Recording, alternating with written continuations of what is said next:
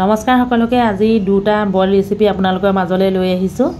ইয়া ওলকবি, বিলাহী, পিয়াজ, মান ধনিয়া, দুটা মাছ, সৰু সৰু মাছ, লগতে কেইটামান জলকীয়া, আটাইখিনি এতিয়া মই চাফ চিকুণকৈ কাটি লওঁ।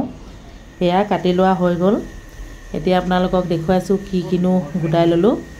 এয়া চাওকচোন, আচলতে মই আজি বইল বনাম। এফালে কেৰাহী পাতি দিলো, অলপ গৰম পানী যোগ কৰি ইয়াতে এতিয়া দি দিলো ওলকবি নিমখ অকমান দি দিছো, সোনকালে সিজিব। লগে লগে বিলাহীখিনিও দিছো, পিয়াজ, আটাইখিনি দি দিছো। প্ৰথমতে সবজিখিনি কিয় বইল কৰি লৈছো জানেনে? একেলগতে যদি মাছো ইয়াতে যোগ কৰি দিও তেতিয়াহলে সবজিখিনি সিজালে মাছখিনি ভাগি যাব। আদা নহৰু যোগ কৰি দিলো, অকমান সময় ঢাকি দিলো, সুন্দৰকৈ সিজি উঠিলে এতিয়া মই বিলাহীখিনি হাতাখনৰ সহায়ত ধুনীয়াকৈ ভাঙি দিম।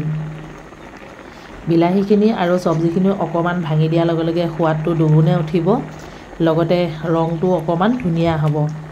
এতিয়া মই ধুনীয়াকৈ ভাঙি দিছো। এয়া চাওকচোন হাতাখনৰ সহায়ত কেনে ধৰণে ভাঙি আছো। আপোনালোকেও এনে ধৰণে সবজি মিলাই বইল মাছৰ ৰেচিপি খাই চাবচোন, তাৰ পিছত মোলে কমেন্ট কৰিব কেনেকুৱা লাগিলে। এয়া এতিয়া মাছখিনি যোগ কৰি দিছো। ইয়াত কেৱল মাত্ৰ জলকীয়া, আদা, নহৰু, নিমখে দিছো, বেলেগ মছলা একো ব্যৱহাৰ কৰা নাই। এতিয়া 10 মিনিটমান উতলাই দিলো। মাছখিনি ধুনীয়াকৈ সিজি উঠিলে শেষত দি দিলো ধনিয়া পাত। ধনিয়া কিন্তু লাগিবই, যিকোনো ধনিয়া, মই মান ধনিয়া ব্যৱহাৰ কৰিছো। ধনিয়া দিলেহে মাছৰ সোৱাদটো মানে ধুনীয়া হ'ব, লগতে একো গোন্ধও নাহে।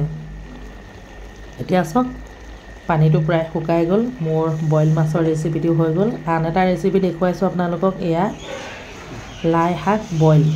সদ্যহতে যিসকল মানুহৰ এনেধৰণে বইল খাবলৈ অসুবিধা হয় বা ধৰক গেছৰ অসুবিধা হয়, তেওঁলোকে যিকোনো শাকজাতীয় বস্তু খাওঁতে বেছিকৈ কি ব্যৱহাৰ কৰিব চাওকচোন। আগতে মই কৈছিলোঁ আদা আৰু নহৰু, জলকীয়া সলনি মই ব্যৱহাৰ কৰিছোঁ এয়া জালুকৰ